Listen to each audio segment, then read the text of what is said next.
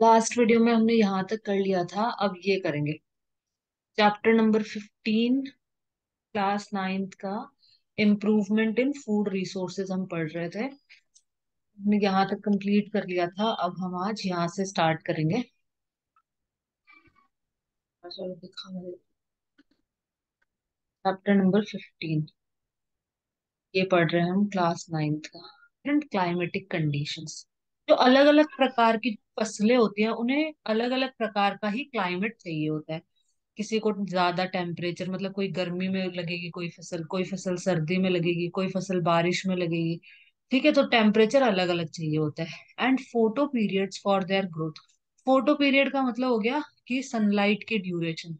Sunlight किसी को ज्यादा चाहिए होती है, किसी को कम सनलाइट चाहिए होती है। ठीक है, जैसे गर्मी में जो लगा रहे हैं तो ज्यादा सनलाइट चाहिए होगी। ऐसे मतलब किसी को सनलाइट कम ज्यादा, टेम्परेचर कम ज्यादा, मतलब अलग अलग क्लाइमेटिक कंडीशंस चाहिए होती है अपनी ग्रोथ के लिए और पूरी and completion of their life cycle, और मतलब पूरा उगने के लिए, पूरा ग्रो करने के लिए। तो photoperiods are related to the duration of sunlight. Photoperiod, जैसे हम अपने आटा लगाने की प्रोसेस को बोलते हैं ना, आटा लगाना, ऐसे ही बस नाम है प्रक्रिया का। खाने बनाने की प्रक्रिया का नाम है फोटोसिंथेसिस, जो प्लांट करते हैं। प्लांट बनाते हैं खाना, अपन कुक करते हैं, हम खाना बनाते नहीं है, हम उसको पकाते हैं। हम प्लांट से तोड़ते हैं और उसको पका के फिर हम खाते हैं। या फल जो होते हैं अपन कच्चे खा लेते हैं, जो फ्रूट्स होते हैं उनको। There are some crops which are grown in rainy season. कुछ क्रॉप्स होती हैं जो रेनी सीजन में लगाई जाती है, बारिश के मौसम में लगाई जाती है। कॉल्ड, तो ऐसे सीजन को क्या बोलते हैं? खरीफ सीजन, या खरीफ फसल बोलेंगे। Kharif crops called the kharif season. तो इस सीजन को खरीफ सीजन कहा जाता है। ये इंपॉर्टेंट है, इसको टिक कर लो, ये एग्जाम में पूछा जा सकता है। कर देती हूँ। There are some crops which are grown in rainy season. कुछ फसलें होती हैं जो रेनी सीजन में लगाई जाती हैं, और इस सीजन को हम कहते हैं खरीफ सीजन। और फसलों को हम कहते हैं खरीफ क्रॉप। खरीफ सीजन कहते हैं। और कौन से मंथ में? मंथ भी पूछ सकते हैं एग्जाम में। From the month of June से अक्टूबर के बीच में कुछ फसलें लगाई जाती हैं बारिश के मौसम में। जुलाई, अगस्त, सितंबर, अक्टूबर। And some of the crops are grown in the winter season. कुछ क्रॉप्स होती हैं जो विंटर सीजन में लगाई जाती है, उसको हम रबी सीजन या रबी क्रॉप बोलते हैं। तो ये इंपॉर्टेंट है बहुत ज्यादा। ये नवंबर टू अप्रैल में लगाई जाती है। ठीक है, ये विंटर सीजन, क्योंकि नवंबर, दिसंबर, जनवरी, फरवरी इसमें ठंड पड़ जाती है। Paddy, soybean. पैडी एक तरह से धान को बोलते हैं, जैसे चावल के लिए हम पैडी यूज करते हैं। Paddy, soybean, pigeon pea, maize, cotton, green gram and black gram are kharif crops. ये सारी खरीफ क्रॉप है। तो एग्जाम में पूछा जा कौन सी खरीफ है और कौन सी रबी है। ये सारी क्रॉप्स रेनी सीजन में लगती हैं। चावल, सोयाबीन, पिजन पी, मेज, प्लांट के बीज होते हैं। तो ये सारी रबी क्रॉप्स हैं और ये सारी खरीफ क्रॉप्स हैं। क्रॉप्स के नाम भी ध्यान रखने हैं। ये भी ध्यान रखना है कि खरीफ क्रॉप रेनी सीजन में लगाई जाती है, रबी क्रॉप विंटर सीजन में लगाई जाती है। कौन से महीने से कौन से महीने तक, ये भी ध्यान होना चाहिए। ये इंपॉर्टेंट है, इसमें से अब पूछा जा सकता है एग्जाम में। In India, there has been a four times increase in the production of food grains from 1952 to 2010, with only 25% increase in the cultivable land area. देखो, इंडिया में 4 गुना ज्यादा इंक्रीज हुआ है फूड ग्रेन्स की प्रोडक्शन में, मतलब उनकी पैदावार में। प्रोडक्शन मतलब पैदावार। ठीक है, उनकी प्रोडक्शन में है ना, 4 गुना इंक्रीज हुआ है 1952 से 2010। मतलब फसल हमने बढ़ाई है, तो अच्छी बात है ये तो। With only 25% increase in the cultivable land. Cultivable land हमने सिर्फ 25% बढ़ाई है। बाकी जो पुरानी लैंड है उसी पे हम प्रोडक्शन कर रहे हैं, फूड ग्रेन्स को वहीं पे हम उगा रहे हैं। How has this increase in production been achieved. अब ये प्रोडक्शन मतलब ये पैदावार में हमने इंक्रीज कैसे करा, कैसे प्राप्त करा, पैदावार को कैसे बढ़ाया हमने।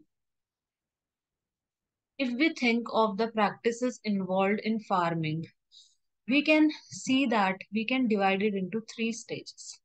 अगर हम मतलब अगर सोचें कि कौन कौन प्रैक्टिसेस की जो 3 स्टेजेस हैं कौन कौन सी, तो पहली स्टेज है, the first is the choice of seed for planting.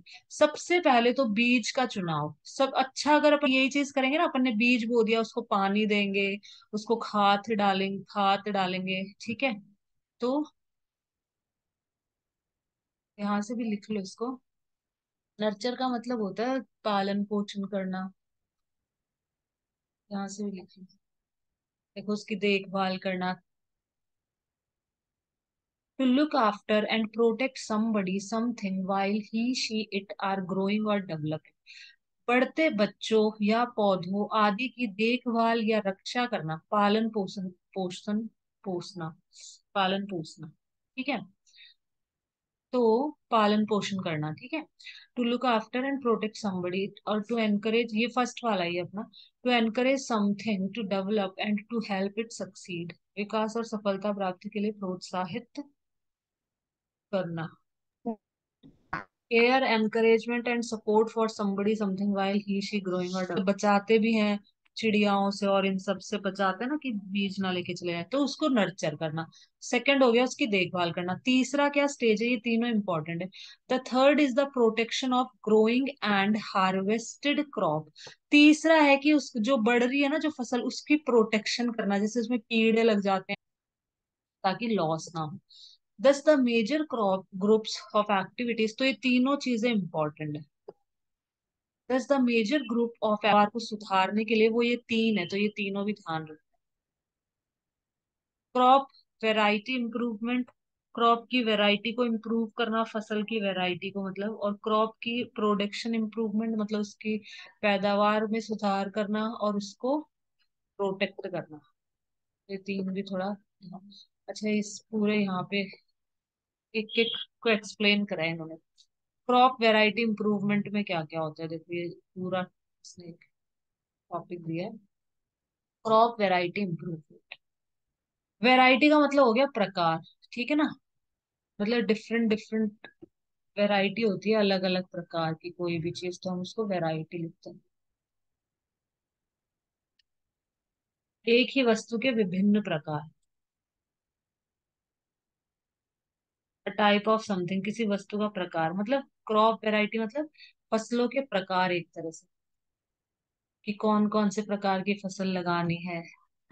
तो क्रॉप वैरायटी इंप्रूवमेंट, फसल के प्रकारों में इंप्रूवमेंट, तो देखो इसमें क्या है। This approach this approach depends on finding a crop variety that can give a good yield. सबसे पहले हम कौन,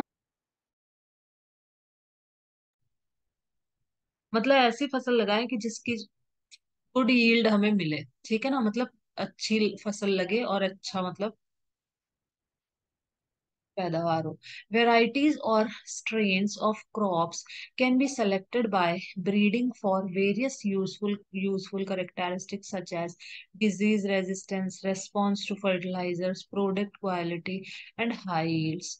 तो हम variety, crop variety is by hybridisation. Hybridisation क्या होता है इसमें, अच्छा यहाँ दे भी रखा। Hybridisation refers to crossing between genetically dissimilar plant।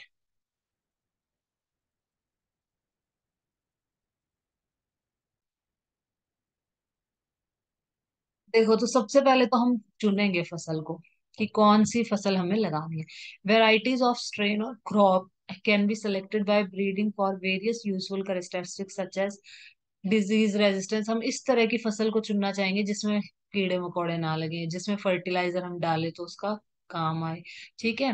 Product की क्वालिटी अच्छी हो मतलब, और पैदावार भी अच्छी हो, तो इस तरह की फसल हम लगाना चाहेंगे।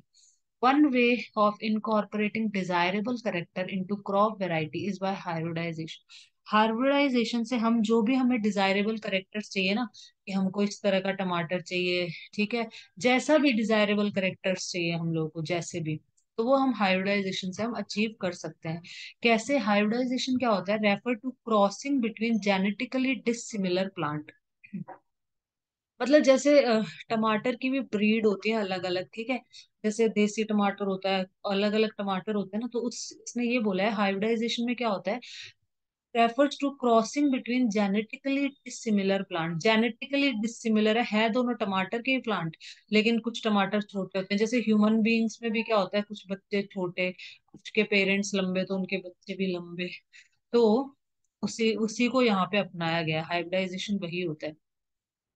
दिस क्रॉसिंग में be intervarietal between different variety, मतलब हम क्रॉसिंग करवा दें किसमें, अलग अलग वेराइटीज में। ठीक है, जैसे सपोज देसी प्लांट और जो भी दूसरा जो जो दूसरे तरह का जो टमाटर देता है दूसरा पौधा, उन दोनों के अंदर हम क्रॉसिंग करवा दें, तो इसको हम बोलते हैं इंटर वेराइटल। इंटर स्पेसिफिक क्या हो जाएगा, बिटवीन टू डिफरेंट